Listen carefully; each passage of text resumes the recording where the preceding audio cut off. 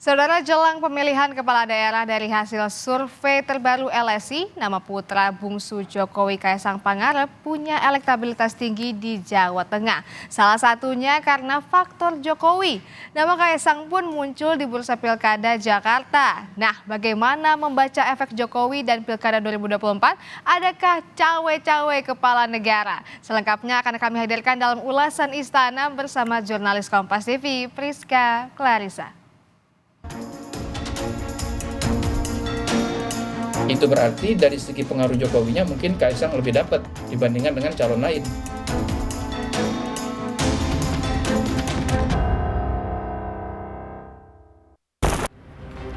Jelang pemilihan kepala daerah, nama-nama kandidat mengemuka di berbagai provinsi kunci. Terbaru, hasil survei LSI soal peta elektoral Jawa Tengah menyebut nama putra bungsu Presiden Jokowi Kaisang Pangarep punya elektabilitas tinggi, salah satunya karena faktor Jokowi. Lantas, bagaimana efek Jokowi di pilkada dan adakah cawe-cawe di dalamnya? Lengkapnya dalam ulasan Istana bersama saya, Priska Clarissa. Nama putra bungsu Jokowi yang juga Ketua Umum PSI Kaisang Pangarep muncul di Bursa Pilkada Jawa Tengah dan Jakarta. Di Jawa Tengah, Kaisang punya elektabilitas tinggi. Terbaru, Lembaga Survei Indonesia merilis survei peta elektoral sementara di Jawa Tengah menjelang Pilkada 2024. Survei dilakukan terhadap 1.200 responden pada periode 21 hingga 26 Juni 2024. Wawancara responden dalam survei ini menggunakan metode telepon dengan margin of error diperkirakan 2,8% pada tingkat kepercayaan 95%. Kaisang tercatat berada di posisi puncak pada simulasi 6 nama. Kaisang meraih 25,6%, Ahmad Lutfi 16,1%, Taj Yassin Maimun 13,4%, Bambang Wuryanto atau Bambang Pacul 9,7%, Abdul Wahid 6,2%, dan Sudaryono 6%, serta tidak tahu atau tidak menjawab 22,9%. Direktur Eksekutif LSI Jayadi Hanan menyebut ada faktor Jokowi yang memengaruhi tingginya elektabilitas Kaisang. Jayadi menganalisis angka popularitas dan keterpilihan Kaisang masih bisa disaingi. Namun jika ia maju di Jawa Tengah, efek Jokowi akan lebih kuat berdampak pada putra bungsunya itu. Artinya dari sisi popularitas dan kedisukaan Kaisang masih bisa disaingi maksud saya.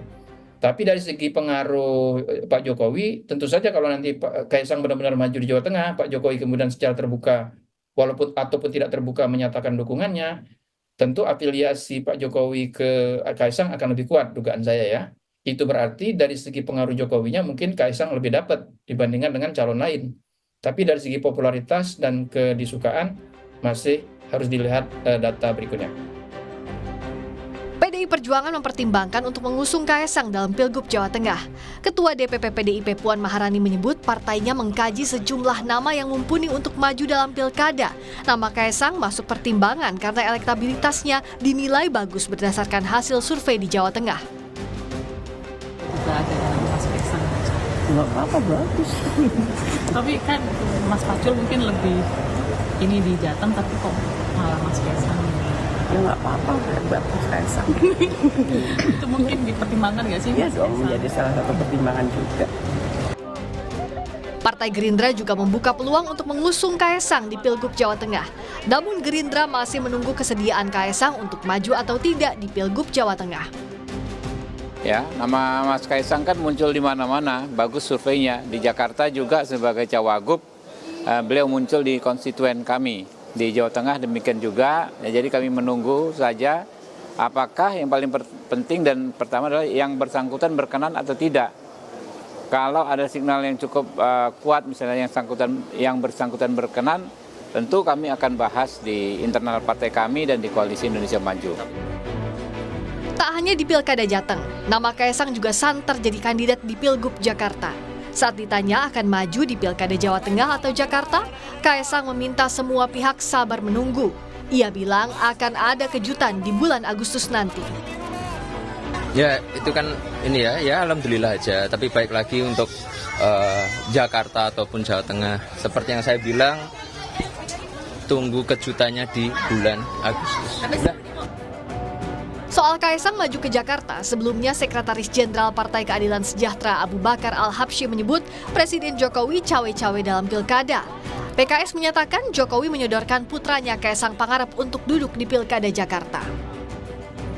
Ini kan sudah biasa ada cawe-cawe mulai dari presiden sampai biasa.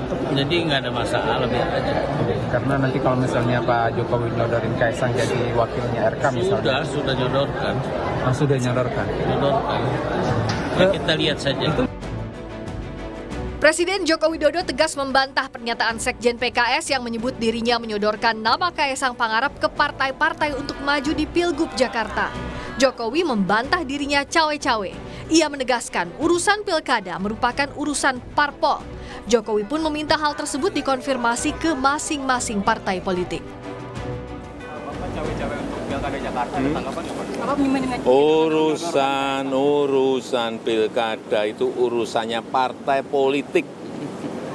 Urusan mencalonkan itu juga urusan partai politik.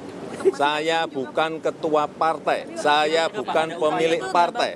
Jadi jangan ditanyakan kepada saya.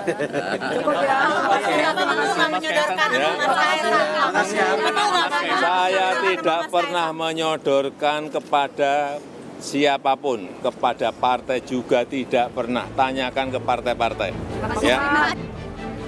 Namun dari sisi aturan, kemungkinan majunya Kaisang di Pilkada dikritisi oleh pakar hukum tata negara yang juga dosen STHI Jentera Bivitri Susanti. Ia mengkritisi sikap KPU yang mengakomodasi putusan MA dan melihat ada pola sama dengan Pilpres lalu, di mana terjadi perubahan aturan secara instan. Polanya sama karena sama-sama mengubah undang-undang tapi dengan cara instan melalui putusan pengadilan. Hanya bedanya yang satu di MK, kalau orang-orang kan olok-oloknya mahkamah kakak dengan mahkamah adik begitu ya. Tapi pola bahwa sebuah peraturan perundang-undangan diubah secara instan melalui pengadilan, itu polanya. Karena kan kita semua, saya sendiri tidak keberatan namanya undang-undang diubah itu biasa, peraturan KPU diubah itu biasa. Cuma caranya ini sangat tidak biasa dan bisa kita kritik. Karena peraturan ini sebegitu pentingnya, karena untuk aturan main untuk berkompetisi dalam pemilihan umum. Harusnya caranya tuh cara dalam tanda kutip normal. Jadi dilakukan melalui konsultasi publik dulu, diperdebatkan. Kalau misalnya ternyata memang mau 1 Januari, oke. Tapi diputuskanlah dengan cara yang baik melalui perubahan peraturan. Kalau di Mahkamah Agung seperti sekarang kan tidak ada partisipasi, tidak ada apa-apa.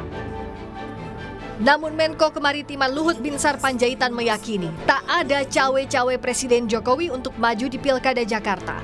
Luhut juga yakin Jokowi tak ikut campur saat Gibran maju sebagai cawapres di Pilpres 2024. Luhut menyebut Jokowi justru sangat demokratis. Jangan asal ngomong lah. Pak Jokowi itu sepanjang yang saya tahu tidak pernah campur-campur soal gitu. Saya kan masih di kabinet. Orang nyuruh bilang-bilang sama soal nyolek-nyolek Gibran. Mana pernah ngomong soal Gibran untuk jadi wakil presiden? Nggak pernah. Nggak apa. Presiden itu saya lihat sangat demokratis. Itu yang saya masih bertahu. Perang elektabilitas dan utak-atik koalisi parpol jelang pilkada terus berjalan.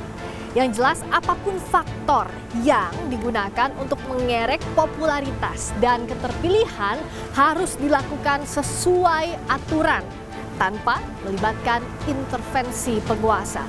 Friska Clarissa, Wandi Hansen, Kompas TV, Jakarta.